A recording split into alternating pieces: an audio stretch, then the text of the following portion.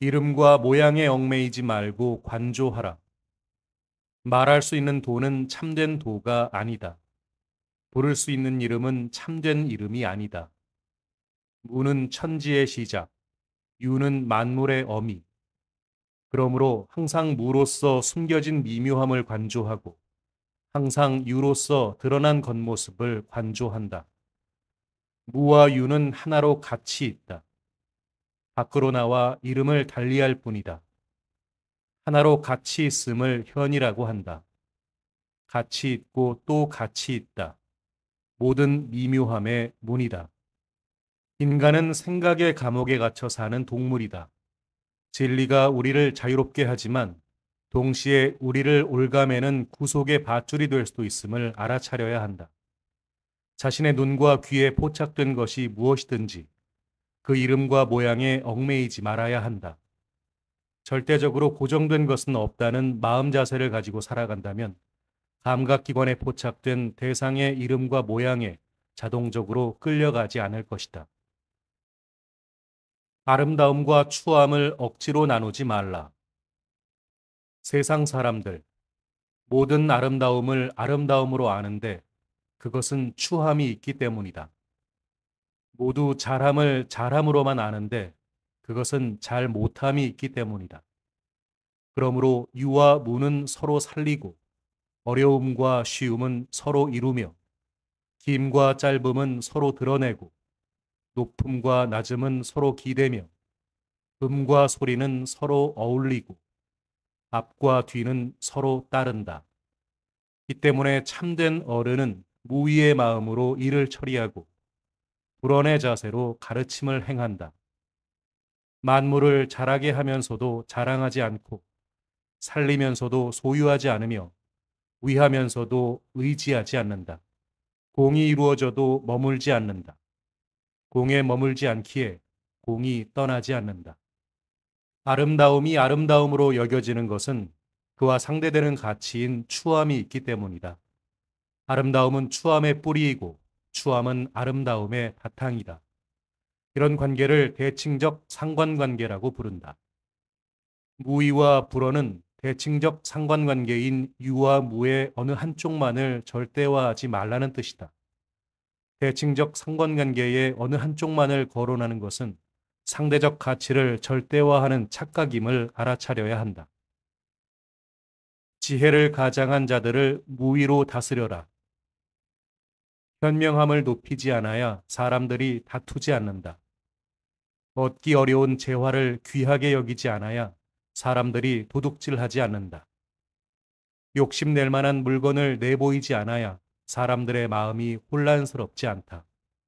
이 때문에 참된 어른의 다스림은 그 마음을 비우고 배를 채우며 그 뜻을 약하게 하고 뼈를 강하게 한다. 항상 사람들로 하여금 무지무욕하게 하고 지혜롭다고 하는 자들이 감히 나서지 못하게 한다. 무의를 행하면 다스려지지 않음이 없다. 거창한 깃발을 내건 온갖 개혁의 구호가 제대로 열매를 맺지 못하는 이유는 다른 데 있지 않다. 자신의 생각과 욕심을 내려놓지 못하기 때문이다. 생각과 욕심을 내려놓는 것이 바로 무지와 무욕이다. 현명함을 높이지 말라는 말은 역설적 지혜다. 우선 현명함이 현명함으로 여겨지는 것은 현명하지 않음이 있기 때문임을 알아차려야 한다. 현명함을 높이지 말라는 것은 현명함이란 생각을 절대화하지 말라는 뜻이다.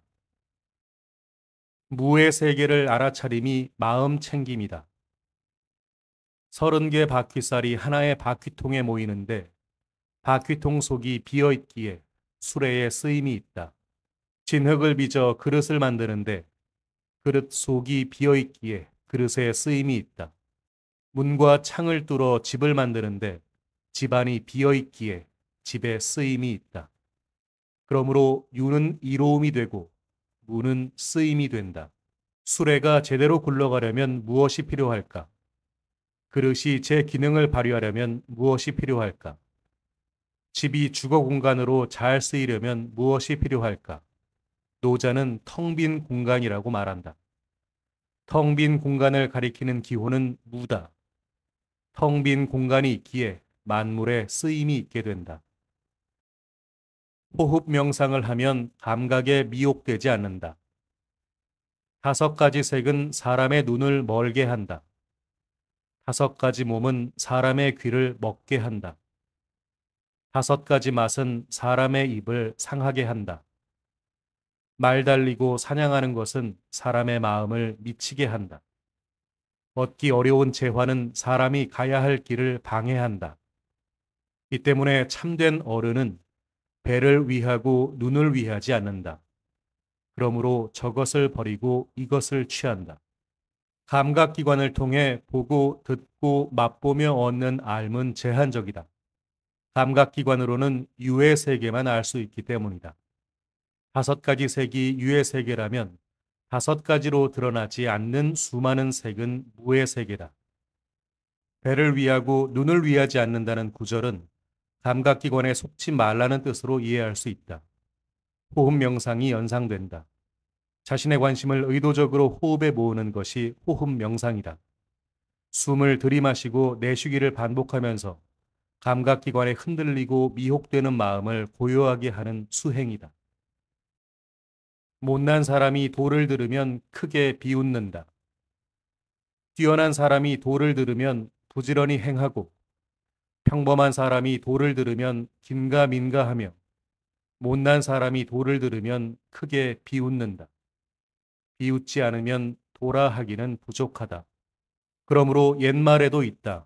밝은 도는 어두운 듯하고 나아가는 도는 물러나는 듯하며 평탄한 도는 어그러진 것 같다.